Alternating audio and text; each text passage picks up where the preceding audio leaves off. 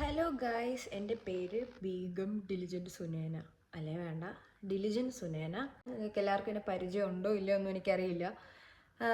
കുറേ നാളായിട്ട് കുറേ കാര്യങ്ങൾ എന്തേലും പറയണം ഇങ്ങനൊരു മൈൻഡിലായിരുന്നു എനിക്ക്. പക്ഷേ സത്യം പറയാലോ, വീഡിയോ എടുക്കാനുള്ള ഇതൊന്നും എൻ്റെ ഇല്ല. ഇത് തന്നെ ബ്രദറിൻ്റെ ഫോൺ, പിന്നെ ലൈറ്റ് വെക്ക്. എൻ്റെ ഫോണിൻ്റെ ലൈറ്റ് ഞാൻ ഇങ്ങനെ മുഖത്തടിച്ച് വയ്ക്കുന്നത്. ലൈറ്റിങ് ശരിയാണെങ്കിലാണല്ലോ എല്ലാവരും നോക്കുന്നത്. ഈ ഇടയ്ക്കിടയ്ക്ക് ഓരോരുത്തർ വരുന്നത് നമ്മളുടെ ഫ്ലോയെ വളരെയധികം ബാധിക്കുന്നുണ്ട്. അപ്പം എന്താ പറയാൻ വന്നതെന്ന് വെച്ചാൽ, ഞാനൊരു ഏറെക്കുറെ ഒരു അരണ എന്ന ഒരു ടൈപ്പാണെന്ന് വെച്ചാൽ, എനിക്ക് മിക്കതും പറഞ്ഞു വരുമ്പം ഞാൻ വേറെ എങ്ങോട്ടേലും ഭൂമിച്ചടം ചുമയ്ക്കുവാണ് കേട്ടോ. അപ്പം പറഞ്ഞു വരുമ്പോൾ എവിടെയെങ്കിലുമൊക്കെ പോകും. ഞാൻ സാധാരണ ചെയ്യുന്നതെന്ന് വെച്ചാൽ, ഒരു ബുക്ക് എടുത്തിട്ട്, ഇപ്പോൾ എവിടെയെങ്കിലും ആരെങ്കിലും അടി കിട്ടുമെന്ന് വെച്ചോ, ഞാൻ ചെയ്യുന്നതെന്ന് വെച്ചാൽ ഞാൻ നേരെ ഒരു ബുക്ക് എടുക്കും. ബുക്ക് എടുത്തിട്ട് നേരെ ഒരു പോയിന്റ് ഇങ്ങനെ പോയിന്റ് ഞാൻ ഇങ്ങനെ മനസ്സിൽ ഭയങ്കര ഫ്ലുവൻ്റ് ആയിട്ട് എന്തെങ്കിലും പറയുന്നുണ്ടാവേ, അത് അവരെ തന്നെ എൻ്റെ മനസ്സിൽ ആലോചിച്ച് ഞാൻ ഫ്ലുവൻ്റ് ആയിട്ട് പറയുന്നുണ്ടാവും. എന്നിട്ട് ഞാനത് പോയിന്റ് ബൈ പോയിന്റ് എഴുതി വെച്ച് ചിലപ്പോൾ കോളിലായിരിക്കും പറയേണ്ടി വരുന്നത്. ആ ബുക്ക് ഫ്രണ്ടിൽ വെച്ചിട്ട് ഞാൻ അത് നോട്ട് ചെയ്ത് പറയും. അപ്പോൾ ഒരു ഫ്ലോ കിട്ടും. അപ്പോൾ അവരൊക്കെ ആയിരിക്കും, അപ്പോൾ എന്തൊരു നല്ല സാധനമാണ്, ആരും നമ്മളൊന്നും പിടിക്കാനൊന്നും ആർക്കും പറ്റൂല.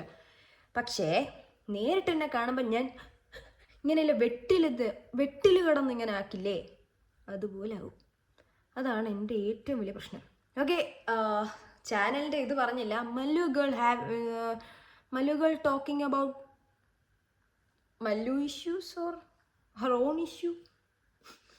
ഓക്കെ, ഞാൻ ആദ്യം പറയാൻ പോകുന്നത് എൻ്റെ കണ്ണിൻ്റെ കഥയാണ്. ആക്ച്വലി ഞാൻ എന്താ പറയുക, ഒരു ദിവസം രാത്രി അല്ലെങ്കിൽ ഒരു സന്ധ്യ ആവുന്ന സമയത്ത് എൻ്റെ ബ്രദറിനെ ഒന്ന് വർക്കല വരെ ആക്കാൻ പോയി. അതായത് റെയിൽവേ സ്റ്റേഷൻ വരെ ആക്കണമായിരുന്നു. അപ്പം അങ്ങനെ പോയ സമയത്ത് അങ്ങനെ പോയ ടൈമിൽ ഞങ്ങളുടെ വീട്ടിൽ നിന്ന് ഒരു കയറ്റമുണ്ട്. ആ കയറ്റം കയറി കഴിഞ്ഞിട്ടാണ് മെയിൻ റോഡെത്തുക. അപ്പോൾ ഈ കയറ്റം കയറിയ സമയത്ത് എൻ്റെ കയ്യിൽ ഫോണും വേറെ എന്തോ ഒരു സാധനം ഉണ്ടേ. പെട്ടെന്ന് കണ്ണിലൊരു പക്കി വന്ന് വീണ്. സത്യം പറയാലോ, നമ്മൾ സാധാരണ ഒരു പക്കിയില്ലേ, ഈ രാത്രിയാകുമ്പോൾ ഒരു നാറ്റപ്പക്കി വന്ന് അടുത്തൂടെ എങ്ങനെയൊക്കെ പോയാലും ഒരു പന്ന നാറ്റം വരും. ആ പക്കിയാണെന്ന് അതിൻ്റെ ഒരു സ്മെല്ല് ചെറുതായിട്ട് വന്നപ്പോൾ എനിക്ക് പിടികിട്ടി. പക്ഷേ ഈ തെണ്ടി ഉണ്ടല്ലോ, ഇവൻ എൻ്റെ കണ്ണിൽ കിടന്ന് ആ നാറ്റം വിട്ട്. അന്നാണ് ഞാൻ മനസ്സിലാക്കിയത്, ഇവന്മാർ ഈ ഒരു സാധനം നാറ്റം വരില്ലേ, അതെന്ന് വെച്ചാൽ അവന്മാർ എന്തോ ഒരു ഡിഫെൻസ് അല്ലെങ്കിൽ ഈ എനിമിയെ കാണുമ്പോൾ വിടുന്ന സാധനമാണ്. അതിന് ഭയങ്കര പൊള്ളലാണ് എന്ന് വെച്ചാൽ നല്ല വൃത്തിക്ക് പൊള്ളി എനിക്ക്. അങ്ങനെ ഈ വണ്ടി ഇരിക്കുന്നതുകൊണ്ട് എൻ്റെ കയ്യിൽ സാധനങ്ങൾ ഉണ്ടായതുകൊണ്ട് എനിക്ക് എടുക്കാൻ പറ്റിയില്ല. ഞാൻ കുറേ നേരമായിട്ട് ഇങ്ങനെ കിടന്ന് കാണിക്കുന്നുണ്ട്. എനിക്ക് കുറച്ച് കോങ്കണ്ണുണ്ടല്ലേ, എന്തെങ്കിലുമായിട്ട് ബർത്ത് ഡിഫക്റ്റ്, മാനുഫാക്ചറിങ് ഡിഫക്റ്റ്, കുറേ പ്രശ്നങ്ങളൊക്കെ ഉണ്ട്. അപ്പം അങ്ങനെ ഇവനെ ഇറക്കുന്ന വരെ ഞാൻ അവിടെ കിടന്ന് പെടാപ്പാട് വിട്ടു. പിറ്റേ ദിവസം എൻ്റെ കണ്ണ് ഒരു ഏറെക്കുറെ ചുമന്ന് വല്ലാതായി, നല്ല റെഡായിട്ട് ചെങ്കണ്ണ് വന്നാണ് കൈ. ഞാൻ മരുന്ന് വാങ്ങാൻ ആ സമയത്ത് ചെറുതായിട്ട് തട്ടുന്ന കണക്കൊക്കെ എനിക്ക് ഫീൽ ചെയ്തു. അപ്പം ഞാൻ എന്തോ ചെയ്ത്, ഇല്ല, കണ്ണിൽ നമ്മൾ ചെങ്കണ്ണിന് ഒഴിക്കുന്ന ഒരു മരുന്നുണ്ട്, അത് റെഡ്നെസ്സിന് നല്ലതാണ്, ചെങ്കണ്ണ് മാത്രമല്ലെന്നാണ് എൻ്റെ ഒരു നിഗമനം. ഇനി കണ്ണടിച്ച് പോകുമെന്നറിയില്ല. ആക്ച്വലി അത് വന്നതിന് ആ പക്കി വന്ന് വീണതിന് ശേഷം എൻ്റെ കണ്ണിൽ ചെറുതായിട്ട് എനിക്ക് തോന്നുന്നു ഫ്ലൂയിഡ് കട്ടി പിടിക്കുന്നുണ്ടോ എന്നൊരു ഡൗട്ടുണ്ട്. കുറച്ച് കുത്തും കോമയൊക്കെ കണ്ടു തുടങ്ങി. അപ്പം ഞാൻ എന്തായത്, കടയിൽ പോയി മരുന്ന് വാങ്ങാൻ നേരത്ത്, മരുന്ന് വാങ്ങി വരുന്ന സമയത്ത് നമ്മുടെ കുറച്ച് മാമാരുണ്ട്. ഈ മാമാരാണ് എൻ്റെ ഫ്രണ്ട്സ്. ഞാൻ അത്ര വയസ്സൊന്നുമുള്ളതല്ല, എന്നാലും എൻ്റെ വാപ്പിച്ച വഴി ഞാൻ കുറേ വാപ്പിച്ചയുടെ ഫ്രണ്ട്സ്, എൻ്റെ ഫ്രണ്ട്സ്. അങ്ങനെ അപ്പം ഒരു മാമ വന്നിട്ട്, ആൾക്ക് ആദ്യം ഒരു പേടിയുണ്ടായിരുന്നു, ചെങ്കണ്ണാണോ എന്നറിയാൻ വയ്യാതെ. അങ്ങനെ ആൾ വന്നിട്ട് കാര്യങ്ങളൊക്കെ ചോദിച്ചിട്ട് പറഞ്ഞു, മരുന്ന് നല്ലതാണ് എല്ലാം പറഞ്ഞു. ആൾ ഓക്കെ ഇട്ട്. പിന്നെ അതിന് ശേഷം ഞാൻ ഏത് ഉദാവി കൂടെ പോയാലും ഈ കണ്ണിൽ എന്തും വീഴും. ഇത്രയും നാളും ഇല്ലാത്ത വീഴ്ച ഇപ്പം എല്ലാം ഈ കണ്ണി വീഴുന്നത്. എനിക്ക് മനസ്സിലാവുന്നില്ല എന്താന്ന്. എപ്പോൾ പോയാലും എവിടെ പോയാലും, സാധാരണ പൊടി എന്ന് പറയുന്നതൊക്കെ എൻ്റെ ഇങ്ങനെ പോകുന്ന സാധനം, ഇതിപ്പോൾ എവിടെ പോയാലും അതേ ഉള്ളൂ. ഈ കണ്ണ് മതി അതിന്. അങ്ങനെ ഞാൻ എന്താ ചെയ്തേ, ഞാൻ ഇവിടുന്ന് 2 വീലർ എടുത്ത് കോളേജിൽ പോകും. ഈ കോളേജിൽ പോകുന്ന സമയത്ത് ഞാൻ എൻ്റെ ബ്രദറിൻ്റെ ഒരു കണ്ണാടി കട്ടെടുത്തു. അതെന്ന് വെച്ചാൽ ഇല്ല പാട്ടൊക്കെ കേൾക്കാൻ പറ്റുന്ന ഒരു കണ്ണാടി ഉണ്ടല്ലോ, ആ സാധനം. അത് വെച്ച് ഒരു ചട്ടിത്തൊപ്പിയാണ് വെക്കുന്നത്, ഒരു മഞ്ഞ കളർ ചട്ടിത്തൊപ്പി. ഞാൻ അതിനകത്ത് ഇവൻ്റെ ഫോണിൽ എന്തോ ഒരു കാര്യത്തിന് എടുത്തു വെച്ചാൽ അത് അവൻ മിക്കവാറും ഡിലീറ്റ് ആയി കാണും. അവന് മാത്രമേ ഉള്ളൂ ഫോൺ ഇങ്ങനെ ഫുള്ളാവുന്നത്. എൻ്റെ പുളിച്ച ഒരു കൊച്ചു ആൻഡ്രോയിഡ് ഫോണുണ്ട്, അത് അതിനകത്ത് ഇനി സ്ഥലമില്ല മിക്കവാറും. അത് ഞാൻ ഫുള്ളാക്കി വെച്ചിട്ടുണ്ട്. അപ്പം അതൊരു ദിവസം ഇട്ട് പോയപ്പം അതെന്ന് വെച്ചാൽ വെളിയിലോട്ട് ഇറങ്ങുമ്പോഴത്തേക്ക് അത് കൂളിങ് വരും, നല്ല രസമാണ്. അപ്പോൾ അതിട്ട് ഞാൻ പുറത്ത് പോയ സമയത്ത് എല്ലാവരും എന്നെ നോക്കുന്നു. എൻ്റെ കൂട്ടുകാരൻ എന്നെ തുമ്പീന്ന് വരെ വിളിച്ച്. എനിക്ക് പറയാനുള്ളതെന്ന് വെച്ചാൽ ഈ കൂളിംഗ് ഗ്ലാസ് എന്ന് പറയുന്ന സാധനം നമ്മളെല്ലാവരും ഇൻക്ലൂഡിങ് ഞാൻ കണ്ടുകൊണ്ടിരിക്കുന്നതെന്ന് വെച്ചാൽ ഒരു ഷോ ഓഫ് സാധനമായിട്ട് മാത്രമാണ്. ആക്ച്വലി അത് കണ്ണ് പ്രൊട്ടക്റ്റ് ചെയ്യാനുള്ളതാണെന്ന് ആവശ്യം വന്നപ്പോഴാണ് ഞാൻ മനസ്സിലാക്കിയത്. ഓക്കെ, ഞാനൊരു അങ്ങനെ വിചാരിച്ചാൽ മതി. എല്ലാവരും സാധാരണ പറയും ലോക്കൽ മൈൻഡ് എന്നൊക്കെ പറയുന്നത്.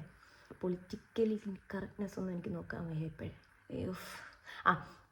അപ്പം മിക്കപ്പോഴും ഞാനടക്കം പലരും ഇങ്ങനൊരു തെറ്റിദ്ധാരണയുണ്ട്. അത് നമ്മൾ തെറ്റിദ്ധാരണ മാത്രമല്ല കേട്ടോ, ഈ പാതിരാത്രി കുറേ എണ്ണം കൂളിംഗ് ഗ്ലാസ് വെച്ച് കിടപ്പുണ്ട്. അവരെയാണ് ആദ്യം എടുത്തിട്ട് അടിക്കേണ്ടത്. നിങ്ങളെല്ലാവരും കാരണം എനിക്കിപ്പോൾ ഒന്ന് കൂളിംഗ് ഗ്ലാസ് വെക്കാൻ കഷ്ടപ്പെടുന്ന എൻ്റെ കണ്ണ് വയ്യ. ഇനി നിങ്ങൾ എന്നെ എപ്പോൾ കൂളിംഗ് ഗ്ലാസ് വെച്ച് കണ്ടാലും നിങ്ങൾ മനസ്സിലാക്കണം, എൻ്റെ കണ്ണ് വയ്യ. എന്നെ ഷോ ഓഫായിട്ട് കാണരുത്. അതേപോലെ തന്നെ കുറേ ഷോ ഓഫ് എന്നുള്ള കാര്യം പറഞ്ഞപ്പോഴാണ് ഒരു ദിവസം ഞാൻ ഒരു പ്രൈവറ്റ് ബസ്സിൽ കയറിയിരിക്കുന്നു. ഒരു ഒരു ബസ് ഓടിക്കുന്ന ഒരു പയ്യൻ, കുഴപ്പമില്ല, ബസ്സിൻ്റെ പേരൊന്ന് പറഞ്ഞു കേട്ടോ. അപ്പോൾ ഈ പയ്യന് ടാറ്റു ഉണ്ട്. അതിന് തൊട്ടപ്പുറത്തായിട്ട് സ്കൂളിൽ പഠിക്കുന്ന 2 പിള്ളേരുണ്ട്. ഈ പിള്ളേർ അവിടെ നിന്നിട്ട് ഭയങ്കര ചിരി, നല്ല പിള്ളേരാണ്, പക്ഷെ നല്ല ചിരി, എല്ലാവരെയും നോക്കി എന്തൊക്കെ പറയുന്നു. അങ്ങനെ ഇവന്മാർ ഈ ബസ് ഓടിക്കുന്ന ആളെടുത്ത് ഭയങ്കര മാസ് കാണിക്കാൻ വേണ്ടിയിട്ട് എന്തൊക്കെയോ ക്വസ്റ്റ്യനൊക്കെ ചോദിക്കുന്നത്. എന്താ ഇല്ല കിലോ പറയുമല്ലോ നമ്മുടെ, ഇല്ല 1 കിലോ ഫെദറിനാണോ അതല്ലെങ്കിൽ 1 കിലോ എന്തിനോ ആണോ വെയിറ്റ് കൂടുതലെന്നൊക്കെ.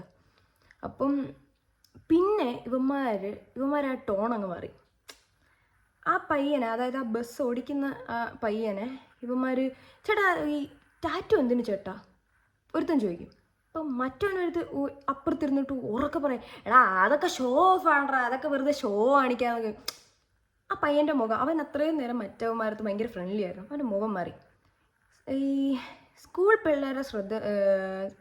പിള്ളേരെ വിചാരം എന്ന് വെച്ചാൽ ഇങ്ങനെയൊക്കെ ഉറക്കെ പറയുമ്പോഴത്തേക്കും എന്തോ ഒരു മാസ് സാധനമായി എന്നാണ്. ആക്ച്വലി അത് മറ്റുള്ളവരുടെ ചോയ്സ് ആണെന്ന് പോലും പറഞ്ഞു കൊടുക്കാൻ പോലും ആരുമില്ല. എനിക്കൊന്നും പറയാൻ പറ്റില്ല, സോറി. കാരണം ഞാൻ ഇങ്ങനെ കാണുന്നതല്ല, ഞാൻ ഭയങ്കര ഇൻട്രോവേർട്ടാണ്. എനിക്ക് അറിയാവുന്നിടത്ത് ഞാൻ ഓക്കെ മിണ്ടും, പക്ഷെ അറിയാത്തവരെ മുഖത്ത് പോലും നോക്കാൻ ഭയങ്കര പാടാണ്.